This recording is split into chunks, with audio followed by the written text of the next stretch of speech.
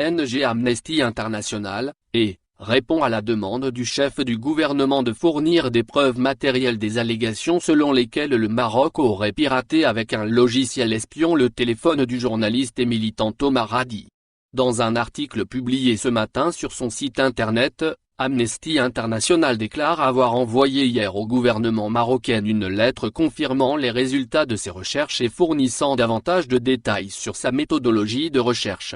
En effet, le chef du gouvernement marocain Saad Eddine El Othmani avait adressé hier également une lettre à l'ONG en insistant pour que celle-ci présente des preuves matérielles étayant son rapport selon lequel le Maroc aurait piraté le téléphone du journaliste Omar Hadi, avec l'aide d'un logiciel espion. Les éléments de preuve d'Amnesty International ont été recueillis grâce à notre analyse technique de l'iPhone du journaliste marocain Omar Hadi qui a révélé des traces d'attaque par injection de réseau. Cela était conforme à l'enquête d'octobre 2019 d'Amnesty International, qui a détaillé le ciblage des défenseurs marocains des droits humains Mati Monjib, notamment par des attaques par injection de réseau, et Abdesadak El Bouchataoui utilisant le logiciel espion Pegasus, une technologie de surveillance produite par la société Nzo Group, répond l'organisation dans son communiqué. Nzo Group vend son logiciel espion Pegasus exclusivement aux forces de l'ordre et aux agences gouvernementales.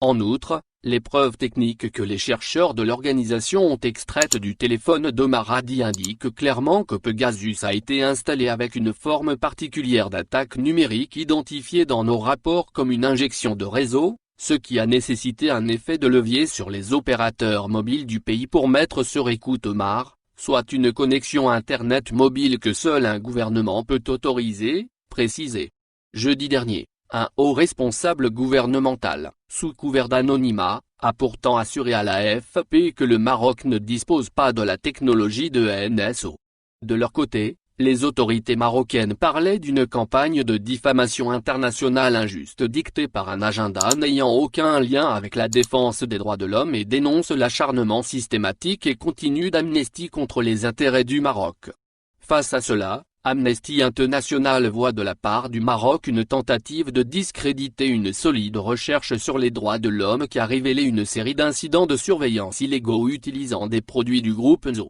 Au lieu de s'engager de manière constructive avec les conclusions de notre rapport, les autorités choisissent de poursuivre l'attaque contre le messager, a déclaré Bamoreyev, directrice d'Amnesty International pour le Moyen-Orient et l'Afrique du Nord. Et de conclure, les autorités marocaines ont l'habitude de prendre des mesures punitives pour distraire de leur sombre bilan en matière de droits humains. L'ironie est que ce faisant, ils confirment précisément ce que les recherches d'Amnesty International au cours des derniers mois ont révélé, la tolérance zéro du gouvernement à la liberté d'expression. Pour rappel, Amnesty International a publié le 22 juin dernier un rapport selon lequel le journaliste Omar Hadi aurait été étroitement surveillé pendant plus d'un an via le logiciel d'espionnage Pegasus infiltré dans son téléphone portable. Le militant avait été condamné en mars dernier à 4 mois de prison avec sursis pour avoir fustigé sur Twitter le verdict prononcé par un magistrat contre des membres du Irak.